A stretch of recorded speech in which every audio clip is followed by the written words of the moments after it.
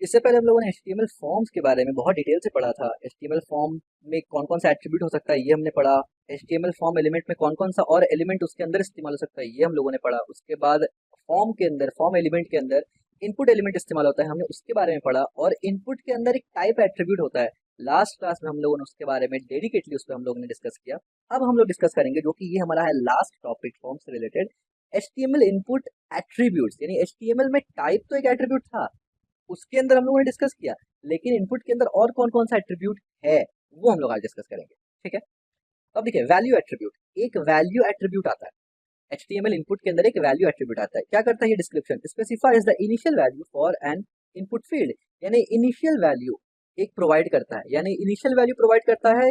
By default आप बोल सकते हैं कोई वैल्यू पास करना चाहते हैं तो वो भी काम करता है। तो क्या कैसे काम करेगा ये, सो लेट्स से मैं इसको यहाँ से कॉपी करता हूँ, मैंने ऑलरेडी आपके लिए बना के रखा है। मैं बस यहाँ पर एक डिव बनाकर इसको इसके अंदर डाल दूंगा।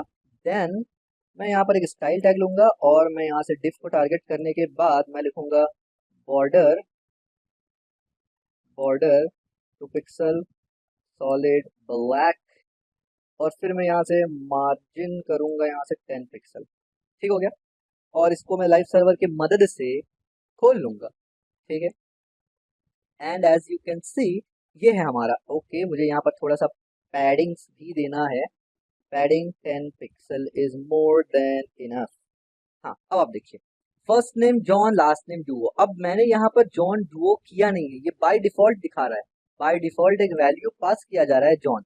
लेट्स से मैं यहाँ पर इसको बदल के अगर तो मैं यहाँ लेके आता हूँ और मैं लेट्स से यहाँ पर अगर देता हूँ आमिर, यहाँ पर देता हूँ सोहेल। ठीक है, तो अब देखिए बाय डिफॉल्ट वैल्यू क्या आएगा, आमिर सोहेल। इसको बदला जा सकता है, इसको मैं रोहन और इसको मैं अली कर सकता हूँ।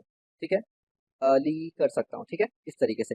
लेकिन इसमें चेंज क्या है, यानी फॉर्म तो ऐसे काम करता ही है, इनपुट ऐसे काम करता है, इसमें अलग क्या है, इसमें अलग ये है। डिकोड करेंगे तो समझ में आएगा। देखिए सबसे पहले डिकोड करते हैं। फॉर्म एलिमेंट लिया, नो रॉकेट साइंस, हम लोगों को पता है फॉर्म एलिमेंट चलता है, यानी फॉर्म एलिमेंट के अंदर ही हम लोग इनपुट्स वगैरह यूज करते हैं।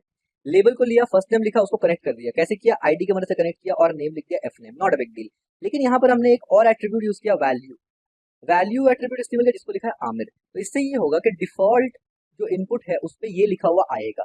अगर यूजर इसको बदलता है तो फिर अलग बात है, तो फिर बदल जाएगा। लेकिन अगर नहीं बदलता है तो ये डिफॉल्ट वैल्यू ही जाएगा। और इससे पहले भी हम लोगों ने इसका एग्जांपल देखा था कि आप डिफॉल्ट वैल्यू किस तरीके से फॉर्म के अंदर एज एन इनपुट पास कर सकते हैं। ठीक है, जैसे कि मान लीजिए मैंने रोल बेस्ड ऑथेंटिकेशन अप्लाई किया है। ठीक है, और मैं क्या कर रहा हूँ कि जब भी कोई लॉगिन हो, यूजर हो या एडमिन हो, मैं उसको चेक करता हूँ कि भाई ये यूजर है कि एडमिन है। तो जब मैं यूजर का पेज बनाऊंगा ना, तो वहां पर ये एक तरीका है बहुत से तरीके में। वहां पर इनपुट में मैं यहाँ पर लिखूंगा वैल्यू में, लेट्स से मैं यहाँ पर वैल्यू में कुछ एक वैल्यू पास कर देता हूँ और बैकएंड में जाके मैं वैल्यू चेक कर सकता हूँ। ठीक है, या मैं रोल पास करके चेक कर सकता हूँ। और इसके अलावा भी कभी कभी आप चाहते हैं कि डिफॉल्ट वैल्यू कुछ चला जाए, अगर यूजर कुछ ना देख तो रीजंस बहुत सारे हैं, लेकिन जब आपको डिफॉल्ट वैल्यू पास करना होता है तो आप इस तरीके से इस्तेमाल करते हैं। यानी एक इनपुट में एट्रीब्यूट होता है जिसका नाम है वैल्यू, और आप डिफॉल्ट वैल्यू उसमें लिख सकते हैं। ठीक है, ओके। इसके बाद आता है सेकंड नंबर पे। सेकंड नंबर पे है read only attribute description, specifies that the input field is read only and can not be modified by the user. यानी अगर आप चाहते हैं कि कोई इनपुट फील्ड एडिट ना कर सके यूजर, सिर्फ उसको रीड कर सके, तो आप उसको कैसे बनाते हैं, रीड ओनली एट्रीब्यूट के साथ। तो रीड ओनली एट्रीब्यूट कैसे बनाते हैं, मैं इसको यहाँ से कॉपी करूंगा, पहले पेस्ट करूंगा, उसके बाद आपको दिखाऊंगा, और उसके बाद फिर हम लोग उसको डिकोड करेंगे मजीद आगे। अब आप देखिए ये जॉन एडिट नहीं हो सकता। एज यू कैन सी मैं बटन प्रेस कर रहा हूँ, ये एडिट नहीं हो सकता। इसको मैंने सिर्फ रीड ओनली बना दिया, यानी इसको मैं एडिट मॉडिफाई कर ही नहीं सकता। तो कैसे किया मैंने ये, अगर मैं आता हूँ इस पे, तो आप देखिए फॉर्म एलिमेंट लिया मैंने। ठीक है, एक लेबल लिया। ठीक है, लेबल को इनपुट से कनेक्ट किया, बहुत ठीक है। टेक्स्ट टाइप को टेक्स्ट बनाया, बिल्कुल ठीक है। वैल्यू में जॉन दिया, ये भी ठीक है, क्योंकि वैल्यू तो ऑलरेडी मुझे देना है ना, क्योंकि रीड ओनली है। लेकिन यहाँ पर मैंने एक एट्रीब्यूट इस्तेमाल किया, रीड ओनली। यहाँ पर अगर मैं लेता हूँ let's say Aamir is a good boy, let's say, और मैं यहाँ से रीड ओनली को अगर हटा देता हूँ, मैंने रीड ओनली हटा दिया, अब आप देखेंगे ये एडिटेबल है। अब देखिए यहाँ पर मैं ऐड कर पा रहा हूँ। ठीक है, लेकिन जैसे ही मैं यहाँ पर रीड ओनली एट्रीब्यूट लगा दूंगा ना, तो अब ये फील्ड, ये इनपुट एडिट नहीं हो सकता। एज यू कैन सी ये एडिट नहीं हो सकता। ठीक है, तो अगर आप चाहते हैं कि यूजर को कोई इनपुट हो जिसमें वो एडिट ना कर सके, रीड ओनली सिर्फ हो, तो आप रीड ओनली एट्रीब्यूट को इनपुट के अंदर इस्तेमाल करते हैं। इसके बाद थर्ड, डिसेबल एट्रीब्यूट। ये डिसेबल एट्रीब्यूट क्या होता है, description. Disable is an input field making it unclickable and executing it from form submission. क्या मतलब इसका, मतलब यह है कि एक इनपुट को आप डिसेबल बना देते हैं जो क्लिकेबल ना हो। यानी जाहिर सी बात है, जब हमारा इनपुट है इस पे हम लोग क्लिक करके ही तो अंदर जाते हैं ना, तो मैं इसको डिसेबल बना देता हूँ, ये क्लिकेबल ही नहीं रहेगा, इस पे क्लिक होगा ही नहीं, ठीक है, क्लिक काम नहीं करेगा। तो वो कैसे होता है और दिखता कैसे है? तो आइए मैं यहाँ से इसको लेता हूँ और यहाँ से मैं इसको, नॉट यहाँ से मैं इसको ऐसे लेता हूँ और इसके अंदर इसको ऐसे डाल देता हूँ। और अब आप देखिए ये इनपुट, अब देखिए इसका कलर, ये इनपुट का कलर और इसका कलर में देखिए फर्क है, ये थोड़ा डिम टाइप हो गया है, जिससे आपको पता चल रहा है कि भाई इसमें एडिट हो ही नहीं सकता, यानी मैं इसको एडिट नहीं कर सकता। अब आप देखिए इसमें भी आप एडिट नहीं कर सकते, इसमें भी आप एडिट नहीं कर सकते, लेकिन ये अलग काम के लिए इस्तेमाल होता है, ये अलग काम के लिए इस्तेमाल होता है। ये आप डिसेबल किए हुए हैं, यानी यूजर अभी एलिजिबल नहीं है इस फील्ड को इस्तेमाल करने के लिए।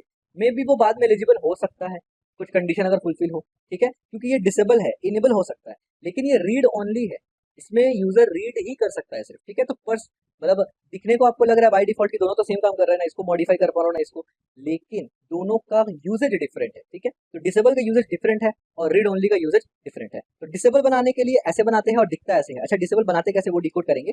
डिसेबल दिखता ऐसे है, जबकि आप देखिए रीड ओनली ऐसा कुछ डिम नहीं दिख रहा, देखिए इस पर क्लिक भी हो रहा है। अब बॉर्डर, ये अब ये जो बॉक्स है, बॉक्स के आजू बाजू आप देखिए बॉर्डर आएगा, जैसे मैं क्लिक करूंगा देखिए दिख रहा है आपको। इसका मतलब ये क्लिकेबल है लेकिन रीडेबल है, अपडेटेबल नहीं है, मॉडिफाइबल नहीं है। जबकि ये बिल्कुल है, देखिए आप इसमें क्लिक करने से कुछ हो ही ना रही, इस पर आप क्लिक ही नहीं कर सकते, ठीक है। तो पर्पस डिफरेंट है इस्तेमाल करने का। अच्छा, इसको डिकोड हमने नहीं किया, डिकोड कर लेते जरा। तो डिकोड के लिए कुछ भी नहीं है, सिर्फ मैंने डिसेबल कीवर्ड एट्रीब्यूट लगा दिया यहाँ पर, दैट्स इट। जैसे यहाँ पर रीड ओनली था, यहाँ पर एक डिसेबल नाम का एट्रीब्यूट आता है, मैंने वो लगा दिया, जिससे वो डिसेबल हो गया, ठीक है। ये डिसेबल मोस्टली इस्तेमाल होता है बटन्स पे लगाने का, कि मान लिया जब तक बंदा ये काम ना करे, मैं उसको ये बटन तब प्रेस करने का ऑप्शन देना नहीं चाहता, तो तब तक वो डिसेबल रहेगा। इस तरीके से बटन्स में काफी इस्तेमाल होता है ये। इसके बाद आता है size attribute, specify the visible width of the input field in characters, यानी कितना कैरेक्टर्स के लिए उसका डिफॉल्ट विजिबल होना चाहिए विड्थ। क्या मतलब मैं यहाँ पर दिखाता हूँ, ये काफी इजी है, आप अभी समझ जाएंगे। तो मैं यहाँ पर एक डिव लेकर और इसके अंदर इसको डाल के और आपको दिखाऊंगा पहले। तो अब आप देखिए, ये आपको विड्थ का मतलब ये, यानी ये नॉर्मली इतना विड्थ था ना, मैं चाहता हूँ कि यार, क्योंकि ये सिंगल लाइन है ना, आपको पता होगा टेक्स्ट जो होता है वो सिंगल लाइन होता है, एक मल्टी टेक्स्ट भी होता है, टेक्स्ट एरिया वो एक अलग चीज है, लेकिन हम लोग नॉर्मल टेक्स्ट की जब बात करते हैं तो वो सिंगल लाइन देता है। यहाँ पर अब क्या होगा, देखिए अगर मैं ऐसे ऐसे नंबर डालता रहूँ, तो अब देखिए यहाँ पर इतना ही दिखेगा, ये देखिए ये पीछे जा रहा है, ये देखिए ये पीछे जा रहा है, ठीक है। तो मुझे यहाँ से ऐसे स्क्रॉल करके देखना पड़ेगा, जबकि अगर मैं इसको बड़ा करूँ ना तो यूजर ज्यादा लिख सकता है, एज यू कैन सी, ठीक है। तो इस विड्थ को कैसे कंट्रोल करते हैं, हालांकि सीएसएस से हम लोग इसको बहुत आसानी से कंट्रोल कर सकते हैं, हमें पता है ऑलरेडी, लेकिन नॉट पता है, हम लोग पढ़ेंगे इसके बारे में सीएसएस में कि कैसे कैसे करते हैं। बट एचटीएमएल के साथ भी आप इसको कर सकते हैं, यानी एचटीएमएल भी आपको ये प्रोवाइड करता है, ठीक है। तो वो कैसे, आइए डिकोड करते हैं। एक फॉर्म बनाया, ठीक है, एक फॉर्म बना लिया, एक लेबल है, ठीक है, एक लेबल है, लेबल को कनेक्ट कर दिया, बहुत बढ़िया कनेक्ट कर दिया। यहाँ पर देखिए टेक्स्ट है, यानी सिंगल लाइन देगा, ठीक है, टेक्स्ट है। उसके बाद मैंने कर दिया यहाँ पर सिर्फ साइज को 50, ठीक है, साइज को 50। अगर मैं साइज को 10 करूँ ना तो ये छोटा हो जाएगा काफी। अब आप देखिए काफी छोटा हो गया, इससे भी छोटा हो गया। और अगर मैं साइज को 60 करूँ या 80 कर दूँ तो काफी बड़ा हो जाएगा।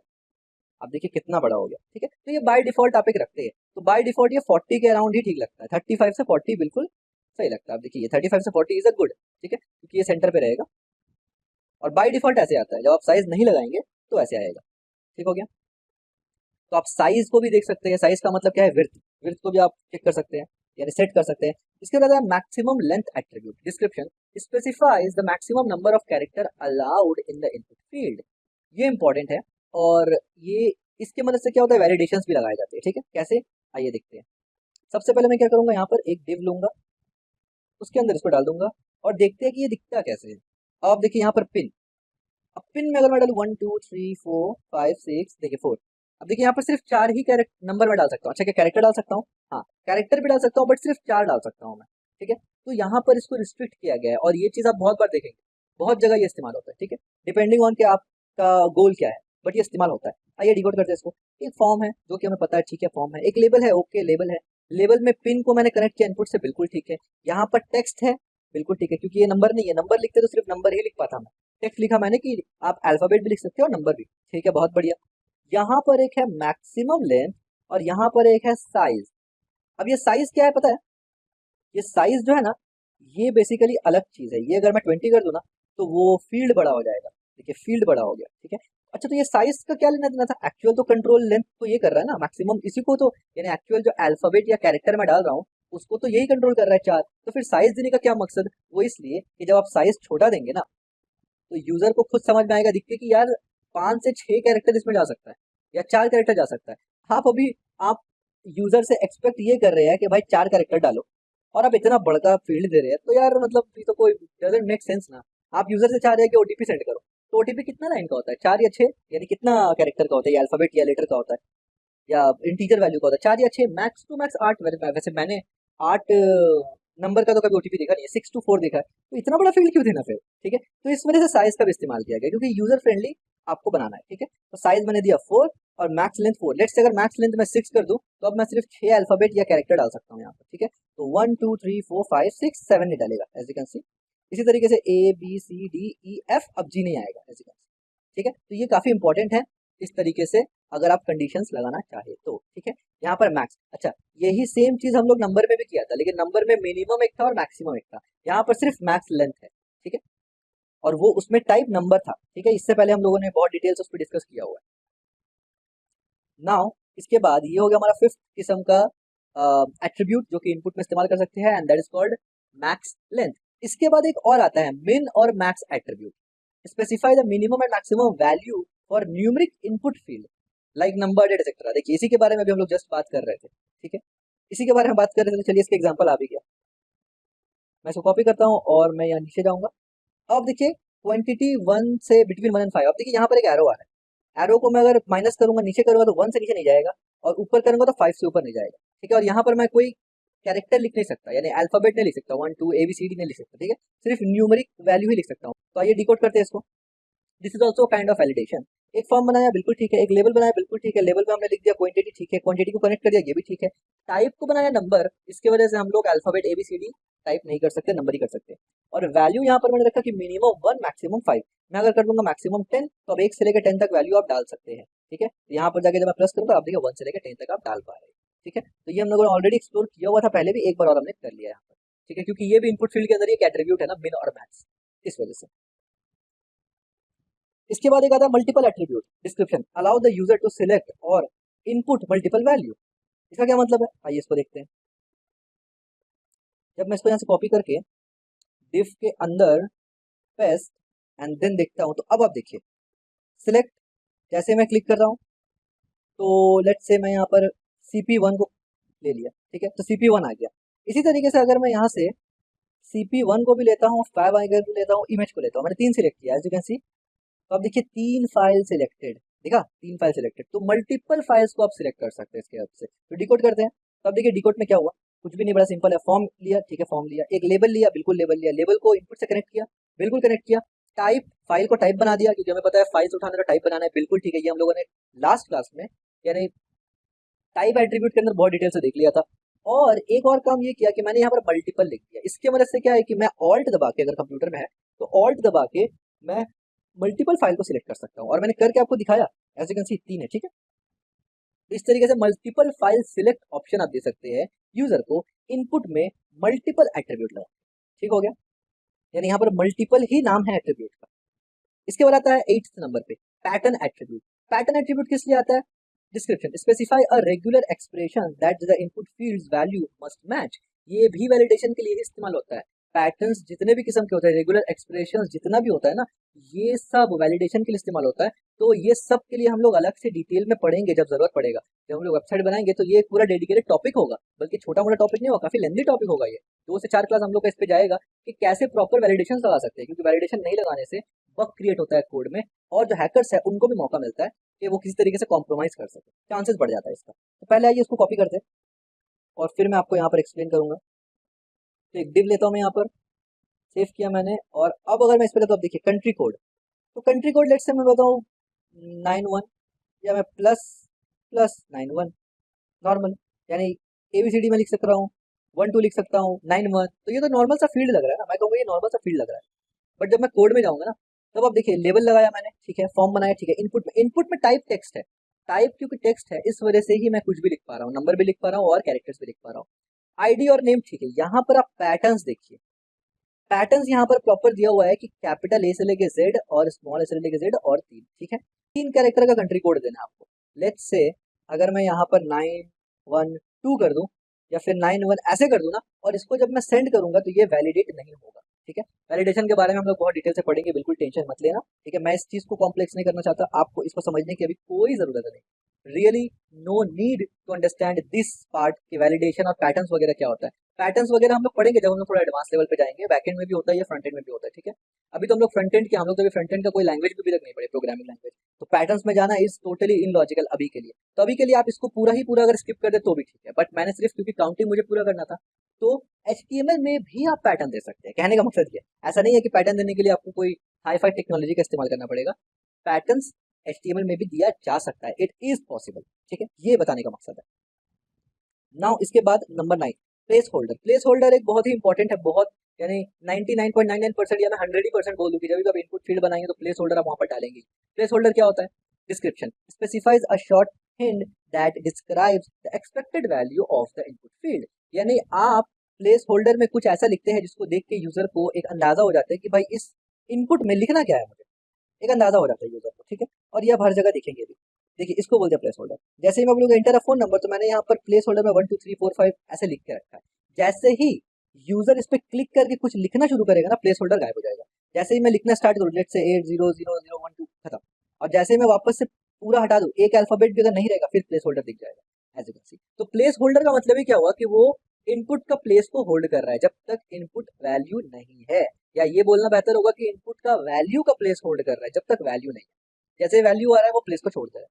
डिकोड करना बहुत ही आसान है, इसमें कुछ रॉकेट साइंस है नहीं। यहाँ पर आप देखिए, मैंने किया फॉर्म बनाया, बिल्कुल फॉर्म एलिमेंट लिया, टेबल नॉट टेबल, लेबल दिया, लेबल को लेकर कनेक्ट कर दिया, बिल्कुल ठीक है। यहाँ पर टाइप में आप देखिए मैंने टेल दिया है, टेल टेल। अब अगर आपको, आप लोगों के लिए एक चैलेंज है कि आप लोग कमेंट में बताएं कि टेल ये कौन सा टाइप है, इससे क्या होता है। ठीक है, और ये मैंने यहाँ पर क्यों इस्तेमाल किया, what is the reason behind this using here. ठीक है, ये आपको बताना है। और यहाँ पर मैंने प्लेस होल्डर नाम का एक एट्रीब्यूट आता है। ठीक है, प्लेस होल्डर, इस पे अगर मैं ये इसके जगह ये लिख दूं, इंटर योर मोबाइल नंबर, या फिर इतना लंबा ना ही लिख के मैं सीधा भी दूं इंटर नंबर, तो अब क्या होगा, बल्कि इंटर नंबर तो बड़ा ही अजीब हो जाएगा, रैंडम हो गया ना, मतलब जर्नल हो गया। तो मैं मोबाइल नंबर बोल दूंगा। ठीक है, तो अब देखिए प्लेस होल्डर में मोबाइल नंबर दिखेगा। ठीक है, तो मैं इसको पुराना वाला कर देता हूँ। ठीक हो गया। तो प्लेस होल्डर क्या काम करता है, इनपुट में जब तक वैल्यू ना डाला जाए वहां पर एक मैसेज दिखता है यूजर को। ठीक है, जो आप लिख के देते हैं। ये हो गया एक 9th नंबर। ठीक है, 9th नंबर एट्रीब्यूट जिसका नाम प्लेस होल्डर था, जो इनपुट में इस्तेमाल हो सकता था, वो हमने देखा। 10th नंबर में required attribute, one of the most important attribute जो आप बहुत ज्यादा इस्तेमाल करेंगे। ठीक है, description specifies that the input field must be filled out before submitting. क्या मतलब जब भी आप रिक्वायर्ड एट्रीब्यूट लगा देते हैं इनपुट के अंदर ना, तो सबमिट करने से पहले उसको फिल करना जरूरी है, वरना सबमिट होगा ही नहीं फॉर्म। ठीक है, फॉर्म सबमिशन होगा ही नहीं। आइए देखते हैं, जैसे कि यूजर नेम, अगर यूजर नेम में मैं कुछ डालू ही ना, अगर पहले मैं यूजर नेम में कुछ डाल दूं, मैंने आमिर डाल दिया, जैसे ही मैं इंटर हिट करूंगा तो यहाँ पर आप देखिए यूजर नेम आमिर आ गया। ठीक है, इंटर हिट करने पर, और ये खाली हो गया, यानी सबमिट हो गया बेसिकली। अब अगर मैं इसको यहाँ से हटा दूं और पेज को मैंने रिफ्रेश भी कर लिया, एज यू कैन सी अब ये खाली है। अब अगर मैं इसमें इंटर मारूंगा, अब देखिए क्या बता रहा है, अरे यार क्या आ गया, अब देखिए क्या बता रहा है, please fill out this field, यानी अभी वो सबमिट ही नहीं हुआ। जैसे ही मैंने ए लिख दिया और अब सेंड करूंगा, तो अब देखिए यूजर नेम ए आ गया और सबमिट हो गया। ठीक है, तो वैलिडेशंस के लिए और एम्प्टी फील्ड को सबमिशन में ना ले, इसलिए तो required attribute is really important. आइए डिकोड करते हैं रिक्वायर्ड एट्रीब्यूट कैसे इस्तेमाल किया मैंने। फॉर्म है, ठीक है, फॉर्म एलिमेंट लिया, फॉर्म एलिमेंट के अंदर एक लेबल लिया, बहुत बढ़िया, लेबल को कनेक्ट कर दिया, बहुत बढ़िया। टेक्स्ट हमारा क्या है, यानी टाइप हमारा क्या है, टेक्स्ट है। ये एट्रीब्यूट रिक्वायर्ड आप टेक्स्ट नंबर किसी में भी डाल सकते हैं। ठीक है, किसी में भी डाल सकते हैं टाइप में। तो मैंने यहाँ पर टेक्स्ट में डाला और रिक्वायर्ड नाम का एक एट्रीब्यूट लगा दिया, दैट्स इट। रिक्वायर्ड जहां नहीं लगा वहां पर खाली भी हो जाएगा। ठीक है, तो रिक्वायर्ड एट्रीब्यूट इज इंपॉर्टेंट। तो ये तो हमारा 10th नंबर एट्रीब्यूट जो कि इनपुट में इस्तेमाल कर सकते हैं। इसके बाद एक आता है step attribute. Description specifies the legal number interval for an input field. ठीक है, ये क्या होता है, आइए पहले इसको देखते हैं फिर इसको समझते हैं। तो सबसे पहले मैं यहाँ से डिव लेके इसको पेस्ट करके और मैं यहाँ जाऊंगा।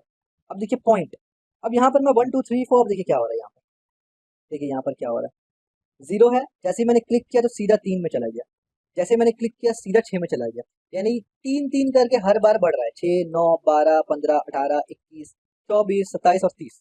ठीक है, इस तरीके से, और ये माइनस में भी जा रहा है, -3 -6 -9 -12 माइनस माइनस और -30। ठीक है, इस तरीके से। तो ये बेसिकली काम क्या कर रहा है, तो देखिए ये काम ऐसे कर रहा है कि फॉर्म बनाया मैंने, उसके बाद मैंने एक टेबल बनाया जिसका नाम मैंने पॉइंट रखा, यहाँ पर मैंने नंबर रखा, इससे ये हुआ कि मैं सिर्फ टेक्स्ट में नंबर ही डाल सकता हूँ, ठीक है। और उसके बाद मैंने क्या किया ना, स्टेप 3 लगा दिया। स्टेप 3 का मतलब है कि जैसे ही मैं एक ऊपर करूंगा, ऊपर का मतलब ये एरो, और ये एरो नंबर में ही दिखता है, मैं पता है, जैसे ही मैं एक ऊपर करूंगा तो 3 स्टेप यानी 3 नंबर आगे बढ़ जाएगा, 3, फिर करूंगा फिर 3 नंबर आगे बढ़ेगा। अच्छा, अगर मैं यहाँ से 3 की जगह 5 कर दूँ तो अगर आपने गेस कर लिया है तो बहुत बढ़िया बात है, जैसे मैं क्लिक करूंगा तो ये 5 हो जाएगा, फिर क्लिक करूंगा 10 हो जाएगा, फिर क्लिक करूंगा 15 हो जाएगा, ठीक है। तो इसका use case is really rare, but yes आप ऐसे भी कर सकते हैं, स्टेप्स वगैरह लेके भी आप कर सकते हैं, ठीक है। तो ये था स्टेप एट्रीब्यूट एचटीएमएल में, एचटीएमएल इनपुट में। 11th नंबर, 12th नंबर पे है हमारा ऑटो फोकस एट्रीब्यूट। क्या मतलब? Description automatically gives focus into an input field when the page is load। जैसे ही पेज लोड होगा तो ऑटोमेटिक फोकस हो जाएगा HTML एट्रीब्यूट में। ये सुनने में काफी इंटरेस्टिंग लग रहा है, तो आइए इसको टेस्ट करके देखते हैं जरा। तो सबसे पहले मैं अपना एक डिव लूंगा, उसके अंदर मैं इसको ये डाल दूंगा, और उसके बाद जैसे ही मैं यहाँ पर गया, अब आप देखिए ऑटो फोकस का मतलब समझ में आया आपको। जैसे ही पेज लोड हुआ ना, तो आप देखिए इस फील्ड में खुद ब खुद फोकस हुआ और पेज मेरा खुद ब खुद नीचे आ गया, as you can C.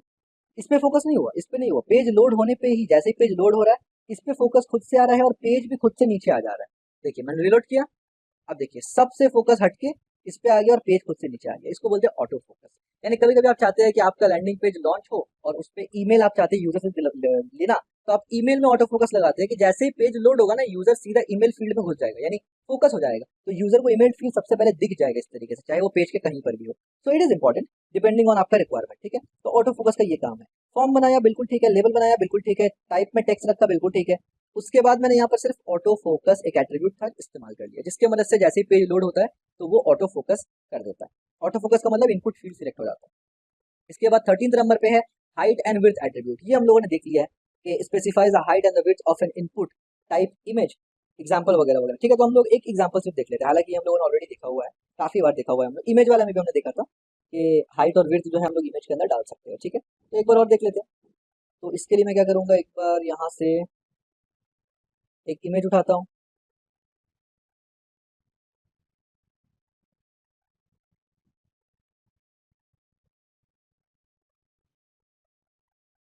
Copy, और यहाँ पर मैं इमेज में एब्सोल्यूट यूआरएल डाल देता हूँ।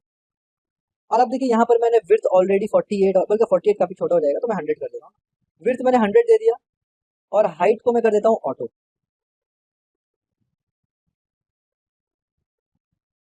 ठीक है। और अब जब मैं अपने पेज में जाऊंगा तो आप देख सकते हो, ठीक है, ये 100 पिक्सल हो गया, यानी ये कोई मतलब न्यू नहीं है आपके लिए, हम लोगों ने हजारों बार ये किया हुआ है ऑलरेडी, ठीक है। तो ये भी हम लोग कर सकते हैं, ओके। नाउ ये था 13th number attribute. 14th number में एक एट्रीब्यूट है लिस्ट। लिस्ट एक एट्रीब्यूट है, लिस्ट एट्रीब्यूट भी हम लोगों ने इस्तेमाल किया हुआ है ऑलरेडी इनपुट के अंदर, अगर आपको याद नहीं है, जिसमें मैं आपको पहले तो मैं इसको यहाँ से ऐसे करता हूँ, आप बताइए कमेंट में जल्दी जल्दी, अगर आपको याद है कि लिस्ट एट्रीब्यूट इनपुट में कहाँ इस्तेमाल होता है, उसका क्या काम है, तो जल्दी से बताइए कमेंट में, अगर आप लोगों को पता है तो ये आप लोगों के लिए चैलेंज है, ठीक है। और आई होप कि अब तक आप लोगों ने वीडियो को पॉज करके बता दिया होगा, अगर जिसने नहीं बताया या जस्ट अभी भी सोच रहा है, तो let me give an refresher. List attribute हम लोग इनपुट के अंदर इस्तेमाल करते हैं लिस्ट ऑप्शन देने के लिए यूजर को, लेकिन वो लिस्ट ऑप्शन खुद इनपुट फील्ड के अंदर ही आता है, ठीक है, यानी वो सिलेक्ट की तरह है लेकिन इनपुट फील्ड के अंदर आएगा।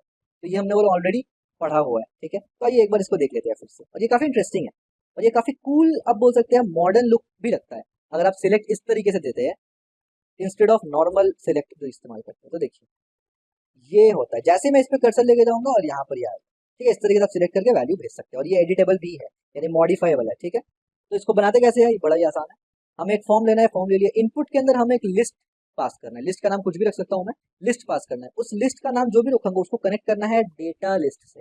जैसे ही डेटा लिस्ट से वो कनेक्ट हो जाएगा, उसके बाद डेटा लिस्ट के अंदर जितना मर्जी हम ऑप्शन दे सकते हैं, इससे क्या होगा कि जो ऑप्शन सिलेक्ट होगा वो डेटा लिस्ट के अंदर चला जाएगा, और डेटा लिस्ट कनेक्ट किससे है, इनपुट से, तो वो इनपुट के अंदर चला जाएगा। इस तरीके से आप वैल्यू को बैकएंड में भेज सकते हैं। इसको मैंने बहुत डिटेल में बताया था, अगर आपको ये नहीं समझ में आ रहा है आप पीछे वाला वीडियो देखिए, उस पर यानी HTML type attribute, HTML input वाला वीडियो देखिए, उसमें आपको ये डिटेल से मिल जाएगा, ठीक है।